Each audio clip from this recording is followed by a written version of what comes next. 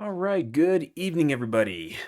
Better night than last night. On the second stream of the day, this will drop at separate times on YouTube. I'm going to cover what went horrendously wrong in the stream I tried to do last night, where I tried to do assembly, which, by the way, I did earlier today. That'll be up on YouTube soon as well. But I wanted to talk through what happened last night when I was trying to show something, but then realized that things had gone south quick. And I'm a big believer of sharing the bad along with the good. And I talked about that a little bit a couple of episodes ago, but like last night, it went uh, wrong and it went south on me quick. I need to unplug this really quick. Hold on. I'll get this out of here. Okay, so let me, for those that probably missed that stream, I sat down, I was getting ready to stream about something else, about assembling the puck holder, and then I looked. I have three test devices sitting here. I've got a fully assembled puck holder, and then I have two other puck holders where it's just the guts sitting out here connected, just so I have multiple devices that are, always on and running. I should configure them to different teams, but I haven't yet. We'll do that another time. But anyway, I looked over and all three screens were blank. And my heart dropped a little bit and I was like, okay, is there a Wi-Fi problem? I started thinking, like, are they not connecting to the Wi-Fi? I knew that that wasn't a problem. I mean, I guess I didn't because I suggested it, but the same Wi-Fi that I was streaming on at the time is what these should be connecting to. And so I was like, what is going on? What happened? Is there something wrong with the service? I logged into the service, couldn't see anything hitting it. I pulled one of the batteries out, plugged it back in to kind of force it to update. Nothing on the back end. Nothing was hitting it.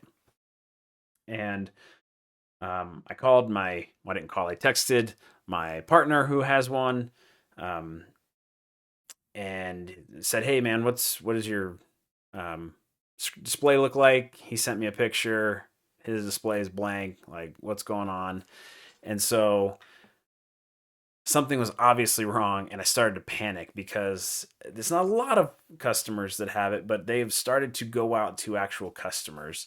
And, we're on like the third game of the season, and it's not working. And so what I found, I started debugging it on the stream and then eventually had to take a break for some family stuff. But what I found is I was getting an error message in the debug output when I was connecting it. I can connect it directly to my dev machine here, and see what kind of debug output is coming out over serial.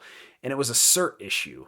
And so today I want to talk about the mess that this was, how we mitigated it, and some thoughts going forward. But as a very real story of things that can go wrong, despite what I felt like was really good planning ahead of time, and still just went south on me. And so I have a few notes that I took here to cover. So first of all, the root cause of this, I use render.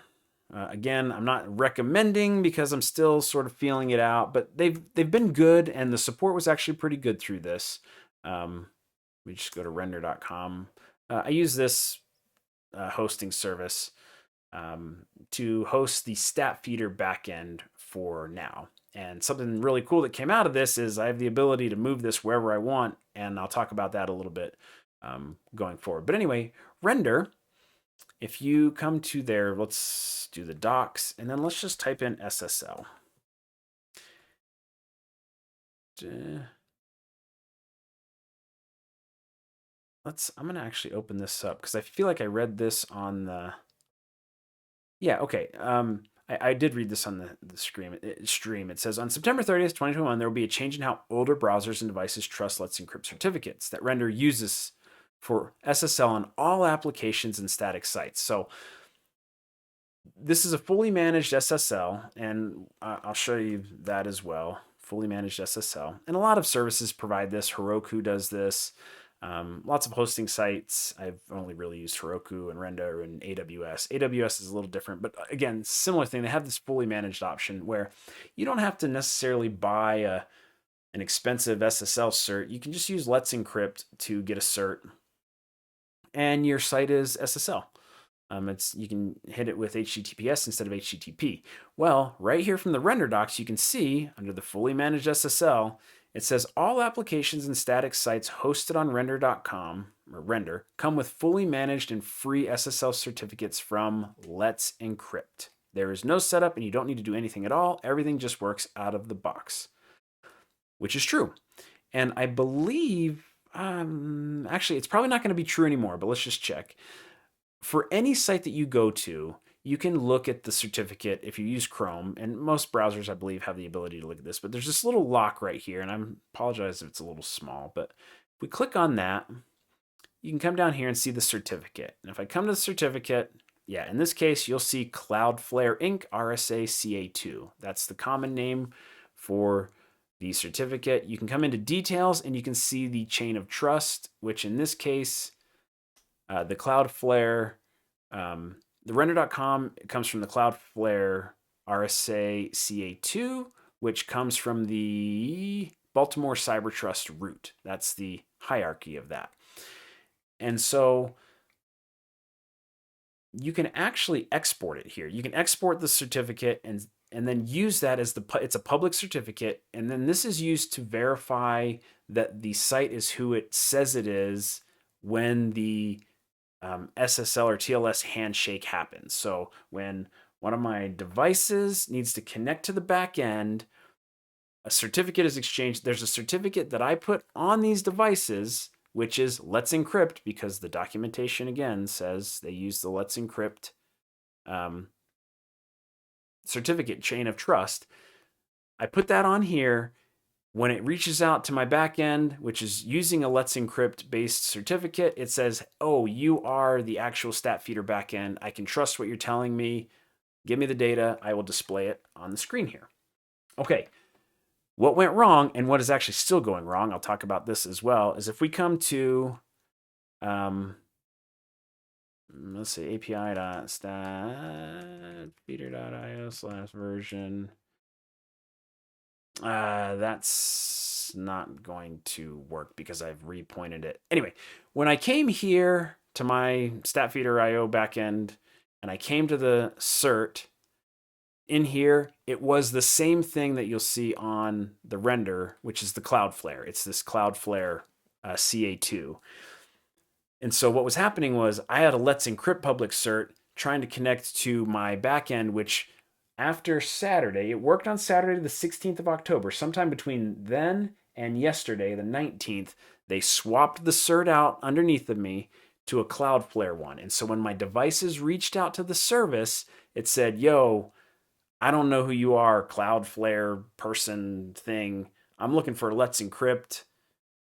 So I'm not going to trust what you're sending me right now. And so it just bails out and the screen goes blank. So the positive news from this is that it worked. Like the security worked, right? Like the device, if there had been some sort of like man in the middle or whatever, it wasn't going to display whatever was returned because it did not trust my own backend anymore, even though it was actually hitting my my backend service.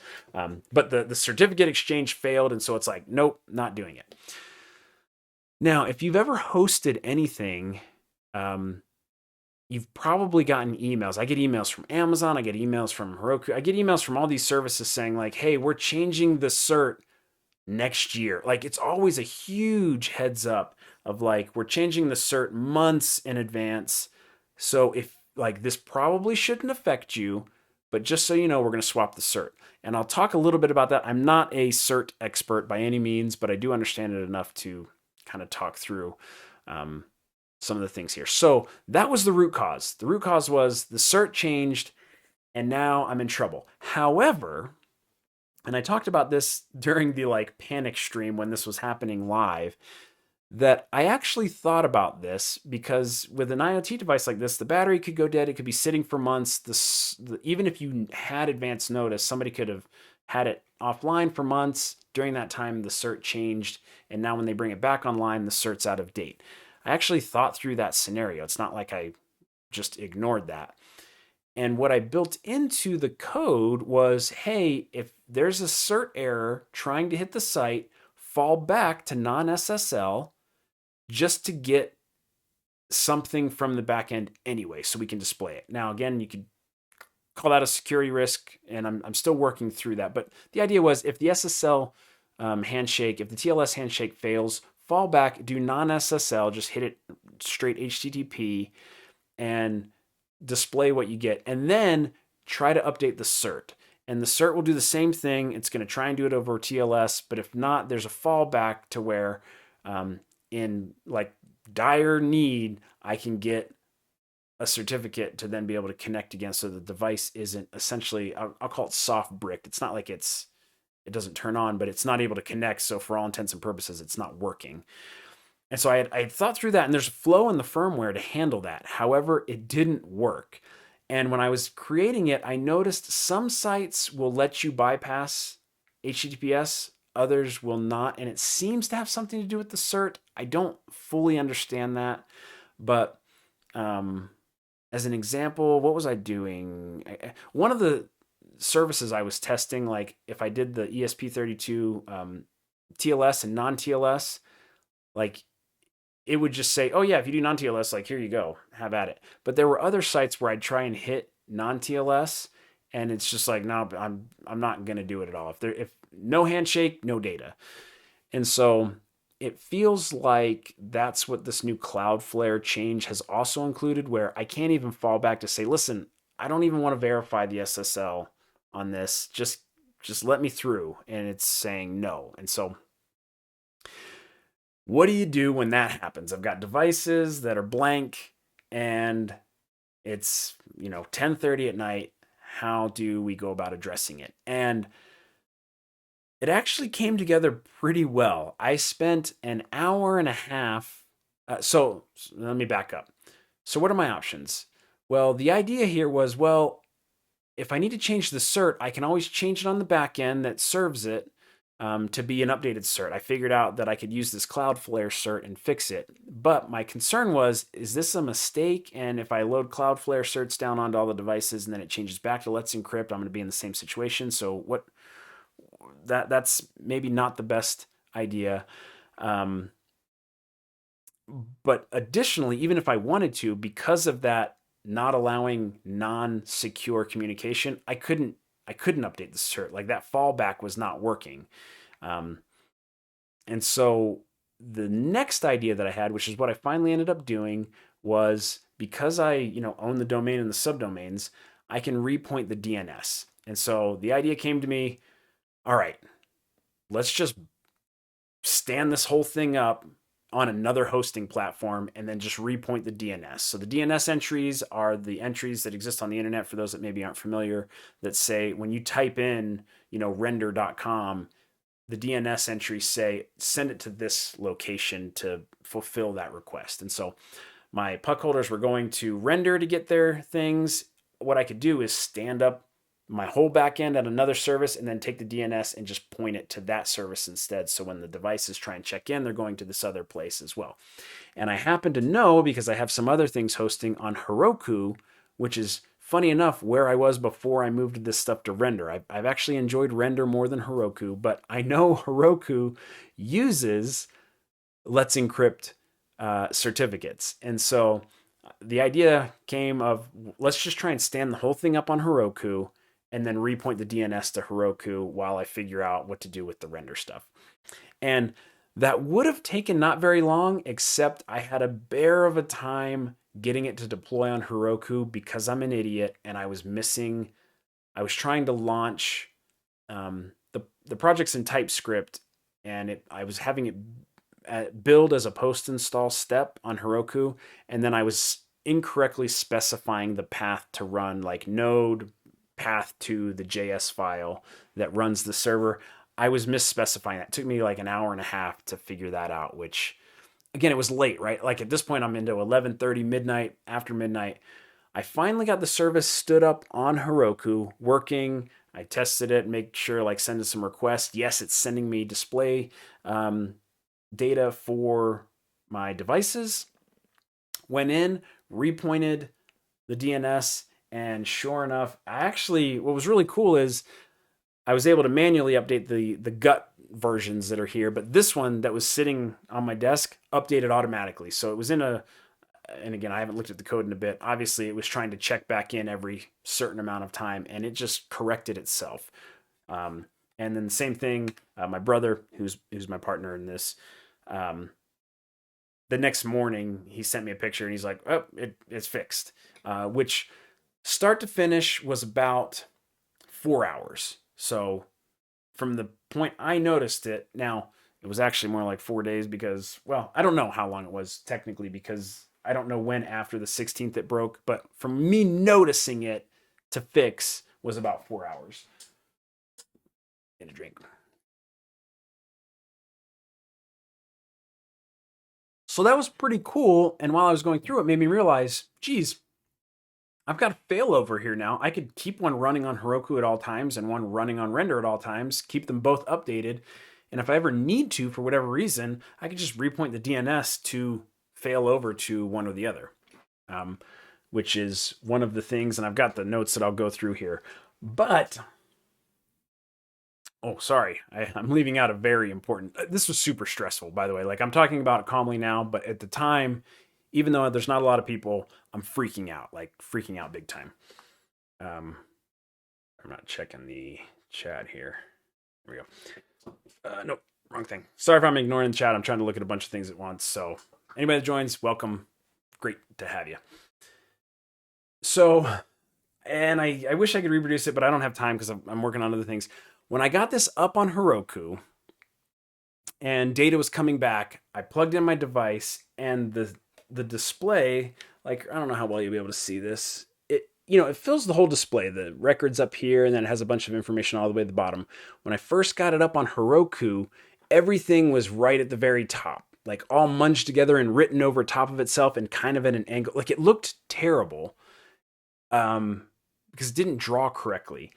And as part of this, what I'm doing to make these super configurable is I'm drawing the displays on the back end and sending the data to them. Originally, the pucks drew the data on device, but now I'm doing the drawing on the back end and basically sending the data down to the devices. And it was broken, like display looked horrible. And it took me another about maybe 25 minutes. Thankfully, it didn't take very long. That I'm using Canvas. So let's look at that real quick. npmjs.com is using the Canvas package, which is essentially recreating the the JavaScript Canvas element that you can draw on in the browser in Node.js. The problem is that it has to compile this and it needs a bunch of packages. And if it can't local compile, and this is where hosting starts to get interesting when you're trying to do something like this. If it can't compile, but before it tries to local compile, it will look and say, hey, is there a binary for the distro that I'm running on that's been already compiled so I can save time? Yes, I'll pull that down and use it instead. And if not, it'll say, fine, I'll try and build it from source using the node, the npm stuff that builds from source. On Heroku, the default is Heroku stacks. I mean, this is all stuff I learned, so hopefully you can benefit from this. Heroku stacks. So by default, you're going to get Heroku 20, which is based on Ubuntu 20.04. And with that, you can dig down into these to see like what packages are installed. You can't install, again, if you look at Canvas, you need for Ubuntu, you're going to need build essential, libcairo2 dev, libpango1 dev, libjpeg dev. None of these things, as far as I'm aware, and I had found it, was it in here? There was a way in the documentation here to see like what the installed packages, Ubuntu packages on Heroku stacks right here. There you go. You can come in here and see like here's every package that's installed in that environment that you have the ability to use. And you can see up here they're in alphabetical order. There's no Cairo. well, I guess it's libcairo. So let's look for that. Let's do a Control F, lib. Oh, look at that. libcairo, it is. So shoot, I might have been all right. But anyway, you got to make sure all those dependencies are there. That is irrelevant to where I'm headed with this, which is in this Heroku 20 stack, which is the default, something is wrong with Canvas to where it does not display correctly. I don't know what that is. I didn't take time to dig into that further. But what I did do was just in a moment of like, I need this to work, I just changed my stack on Heroku to be Heroku 18, which is Ubuntu 18.04, changing that, and immediately I got the beautiful display. Same code on 18.04, I got nice display. On 20.04, I got munged up, nasty, broken display. So something with how that either compiles or the precompiled binary for Canvas is broken in 20.04. But again, it's all things that I'm figuring out on the fly as I'm trying to get this thing working again. And you can see that I'm going to still have some time, April 2023, that's supported. But this led me to think of my mind's going 100 miles a minute of all the different things that I'm needing to think about and consider of like, oh my goodness, I'm one update away of any one of these hostings, whether it's Render or Heroku. Like I'm one stack version update away from all of my displays breaking, essentially, like displaying in a way that's unreadable. So now I'm like, geez, I need to really reconsider or think about how I can lock in the version of the display code for all these things. It was just one thing after another coming together, all of the good intentions and hard work and thought that I put into this ahead of time, like came crumbling down in a night of like, the service is unavailable. And again, as Han Solo would say, it's not my fault. Like the original problem was a cert issue swap that I was not notified about that I should have been notified. And Render has since made this right. Support has been nice. They've gotten me back to a Let's Encrypt sort of on half of my services, not all of them. I think there's a spelling thing. We're still working through there. And so they're taking care of it, and they also recognized we should have communicated that better. Which brings me to my next point.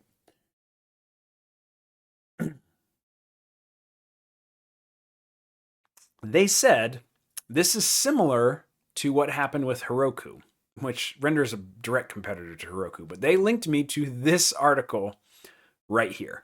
New TLS certificates for HerokuAct.com. On Tuesday, June 9th, 2020, Heroku changed the certificate used for terminating TLS for built-in blah, blah, blah host names from a certificate issued by DigiCert to one issued by Starfield AWS. This change was rolled back on June 10th, so one day later, because a small subset of Heroku customers had pinned apps to the DigiCert certificate or had apps that could not establish a chain of trust with the new certificate for other reasons. Remember this, establish a chain of trust. That's going to be important here in a minute. A new DigiCert signed certificate will replace the current one before June 22nd when it expires.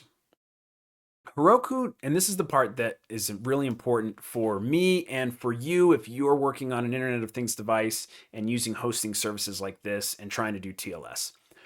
Heroku does not guarantee that certificates issued by or used on Heroku are issued by a particular certificate authority, and we plan to migrate to Starfield AWS in the future. Heroku encourages customers to not pin individual certificates used on Heroku and to ensure that devices interacting with Heroku apps have updated root certificate bundles that are compatible with certificates issued by commonly used certificate authorities. That was a lot of words. Let me see if I can translate. When you come into your browser and you go to any site over HTTP, for example, let's go to google.com. This is going to be, you'll get the little lock, meaning it's secure, it's HTTPS, and we're going to click on the cert. Let's look at this cert.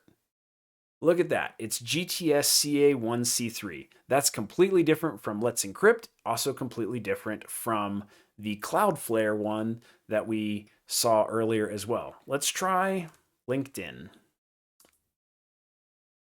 Here's LinkedIn. Let's click on their certificate. Their certificate is DigiCert. SHA-2 Secure Server CA. So 4 sites, 4 different certificates. And so the way that browsers work, again, I'm not an expert, I'm just trying to summarize this. The way browsers work is they have a giant list of commonly used public certs from a lot of these issuing authorities, the DigiCerts, the Google, the Cloudflare, the Let's Encrypt. And all of this is established through a chain of trust where a root certificate can issue certificates underneath. Let's Encrypt has a good Let's encrypt chain of trust right here. So the way that chain of trust works is that there's a root certificate which has sub-certificates, and then those certificates can be used to issue more certificates. And as long as you embed a certificate in, for example, an IoT device that lies somewhere along this chain of trust, it could be this R3, it could be one in here, it could be one down here. As long as somewhere in that chain of trust above where you're trying to connect to is that certificate that you're looking for, it can say, yes, you're talking to who you think you're talking to.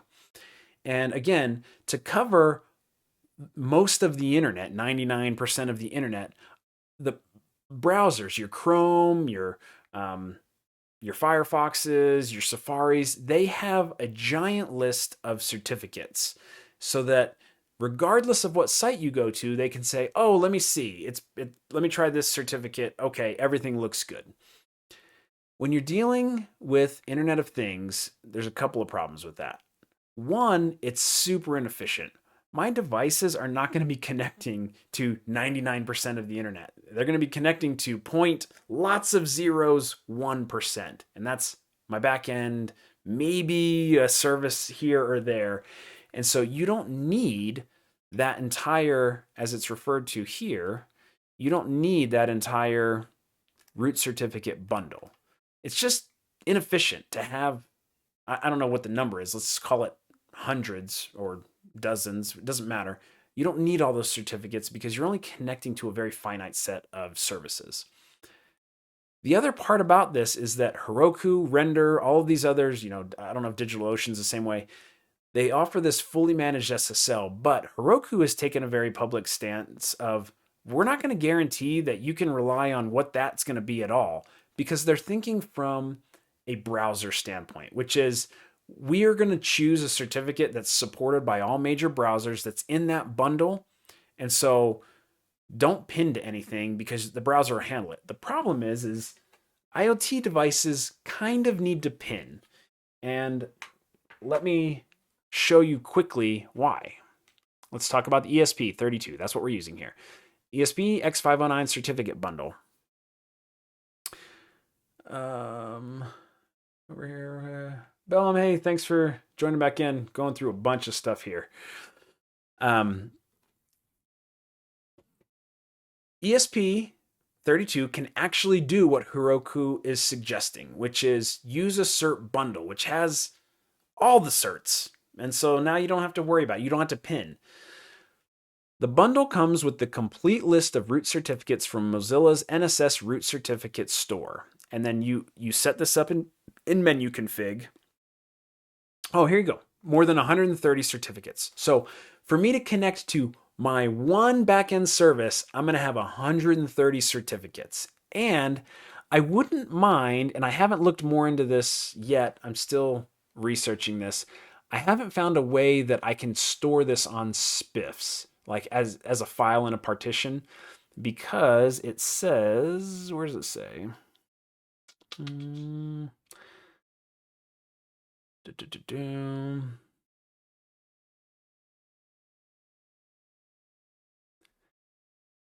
common certificates bundle were made by selecting the authorities with a market share of more than 1% from this survey, blah, blah, blah. And so that's where they come up with this certificate bundle. And it says the bundle is embedded into the app and can be updated along with the app by an OTA update.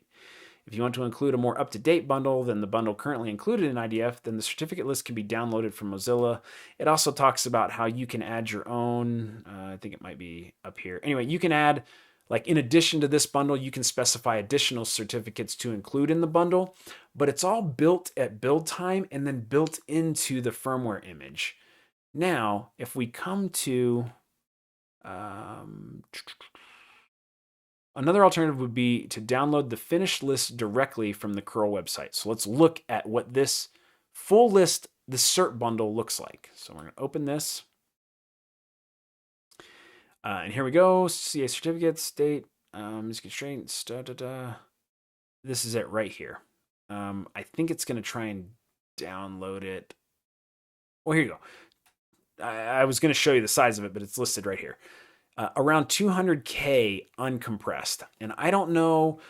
I haven't played with it again because I still feel like it's wasteful, but I may look into it. 200K as part of your image now, right? Like this is part of very limited resources, and you're talking about throwing 200K uncompressed, and I don't know what it'll compress down to, or if it even does compress for the purpose of embedding it into the firmware image, just so you can connect to your service. Like that feels super wasteful, and I don't have, let's just say that this compresses down to half. I don't know how realistic that is, but that's still 100K of flash space that you need to use to do this approach that Heroku is suggesting. Now, if you have the room, great. Like this will save you a lot of pain and trouble. Do it. Include the bundle. It's really cool that that the IDF has the ability to do that.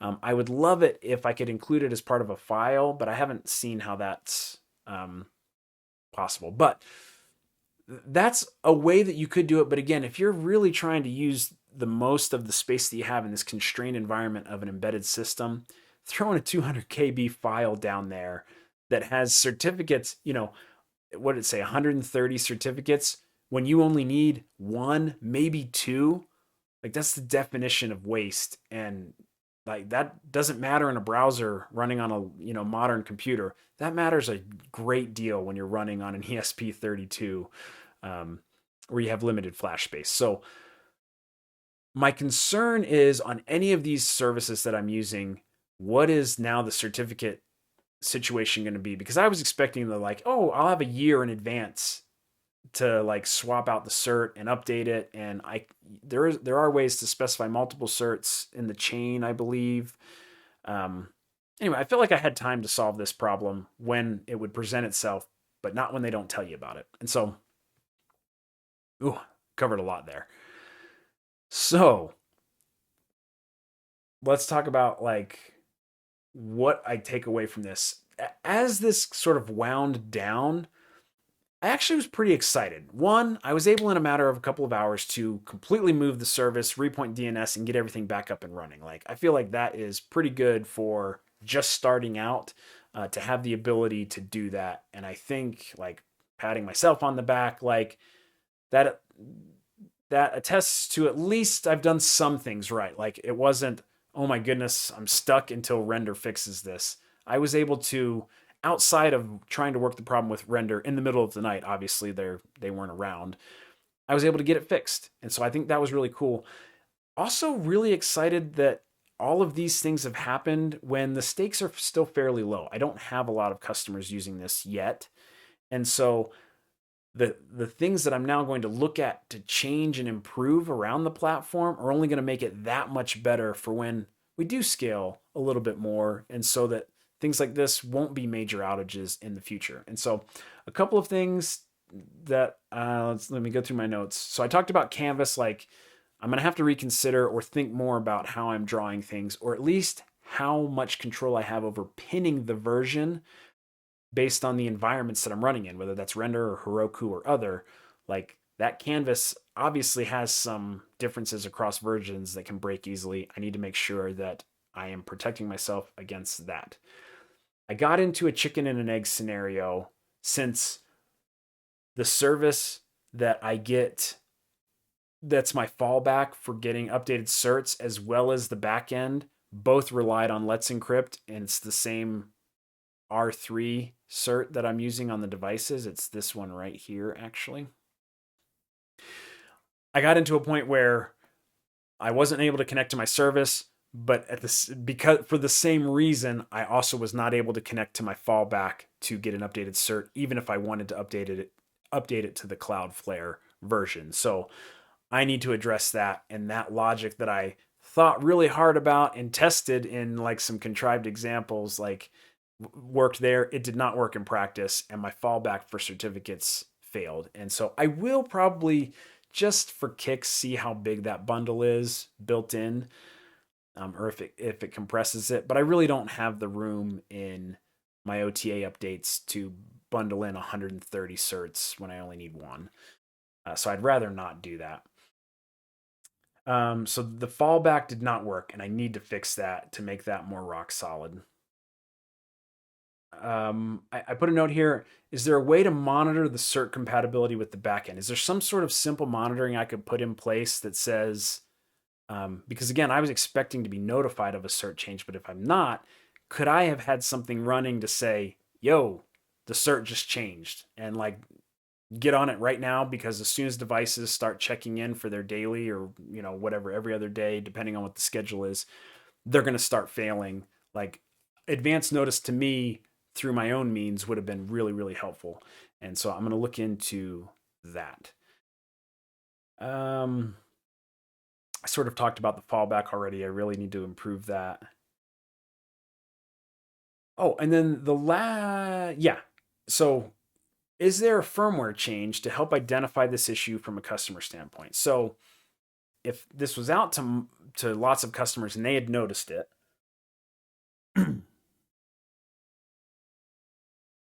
I would have gotten the call or the email saying, my device is blank. What's up? Well, I don't know.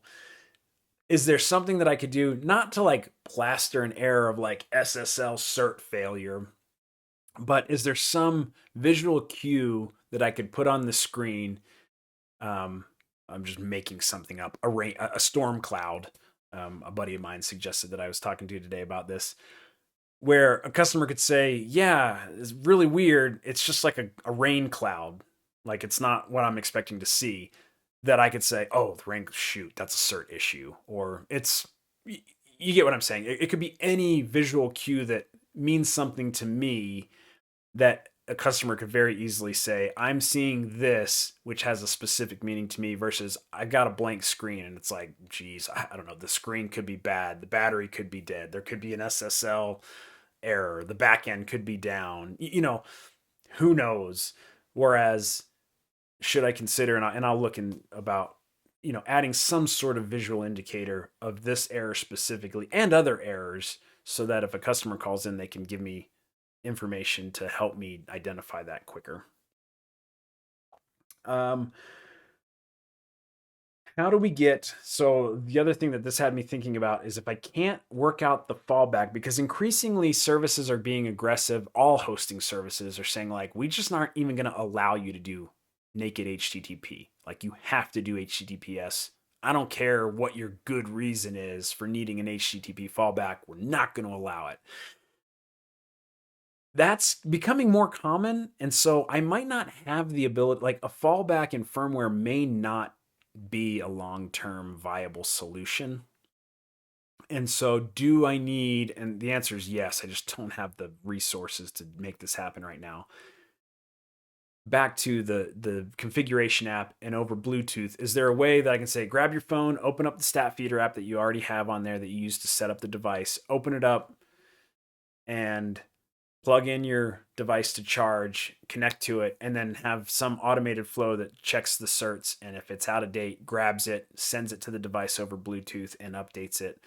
Otherwise, I'm in a situation where I've got an outdated cert on a device and no way to update it via the internet. And so do I need some very simple app way of saying, and the answer is yes, I don't have the time or the resources to put that together right now. To update the cert over Bluetooth using the app, so that it's certainly not ideal and should hopefully be rare, but in the event that a customer needs that, it would be really nice to just say, grab your phone, grab the device, plug it in, here's a couple of things to tap, and you'll be all set and it'll fix it. So something that I'll put on the backlog to get in there. The last part I wrote on here was WTF render ? Which was really like oh man, you guys really put me in a bind here. And again, they're looking at this from a browser standpoint almost assuredly for the majority of their customers, meaning customers aren't pinning to the cert, and that's a very IoT thing to do. Um, Even if, again, you're using the bundle, browsers are open every day. So as those changes are coming, they can get those bundles whenever they want. A battery dies and a device goes offline for months between seasons or whatever, and you get that cert cut off. Like now you have no way to securely get new information, and so even the bundle, right? Like even if you had the bundle on there, now the bundle's out of date and you have no way of updating it, and so um, IoT is not top of mind for a lot of these hosting providers as a use case for the cert side of things, is what I'm finding out. And so just something to be aware of and watch like a hawk, because again, in the old days, I know a lot of companies did this, and I don't agree with this and don't believe in this, of just using HTTP. I don't have to mess with the certs.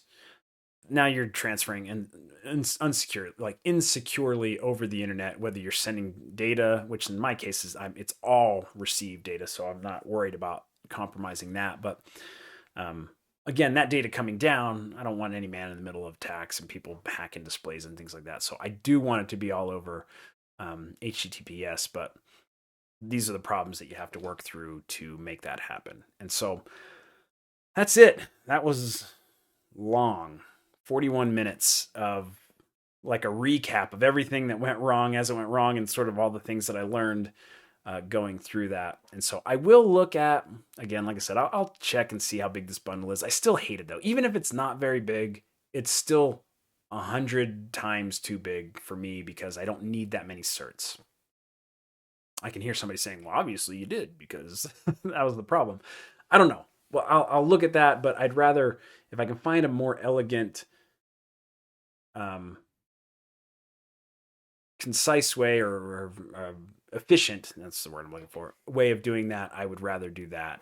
And again, I don't even know if I have the room for this given my partition size and the chip size that I'm using for the devices. And so that's it. That's the update of what went wrong. We're currently switching back to render. They didn't get my one URL cert right. It's still using the Cloudflare, so hopefully that'll be resolved tomorrow. I'll switch it back. I'm paying for both now. Oh, the one last thing I did want to mention was one of the ways to at least capture all of the dependencies, like with Canvas and stuff, would be to release this in a Docker container. So have an image where all of those are locked. I know exactly what they are. It's not going to change under me at all. I would love to get there where I can deploy containers to AWS. I can deploy containers to Azure, or even, I haven't played with Google, but I know that's another one. And I have cross-cloud redundancy in Docker. I don't have to do anything special for each of the platform. It's all the same code. It's just running in a container on both sides. Right now, getting started, that's cost prohibitive. It would cost about, and I know some people are going to laugh, but again, this is not VC funded startup land we're in. This is Kevin funded startup land where every dollar comes out of my pocket until I get this thing off the ground. And so you're looking at like $70 to $80 a month just to host. It's about 35 to 40 in each cloud, looking at Azure or AWS, to host a Docker image container running 24/7, serving as your web backend. And so I'm not ready to drop that. Render's running me around $14 a month right now for everything. Now 21 since I've got Heroku running. It's about $7 a month as well. So that was another consideration, was looking to the future, how to be cross-cloud without doing any cloud-specific coding and having cross-cloud failover. So again, I'm really early on that, but just something I'm thinking about in the back of my mind because of some of the things that are happening early on here, so I don't get myself caught up down the road. So that's it. We're going to call it a stream. Let me check the comments again. Bella, I'm not sure if you're still here, but if you are, thanks so much for hopping in on both streams today. It's been a busy evening. My voice is about done.